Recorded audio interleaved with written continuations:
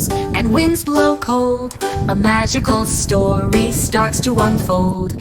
Drip, drip, drip from the roof so high, little drops fall from the sky. The sun peeks out just warm enough to melt some snow with a gentle touch. The water trickles smooth and slow, but where does it go? Oh, where does it go? As night arrives with icy air, the water freezes crystal and fair. Drip by drip, the icicles grow, shiny and sharp like a line of snow.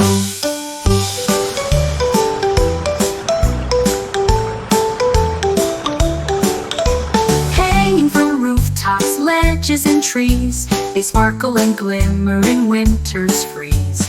Clear as glass, they catch the light, turning the day to a frosty sight. But when it warms and spring comes near, the icicles melt, they disappear. The cycle ends, but just you wait. Next winter's chill will recreate.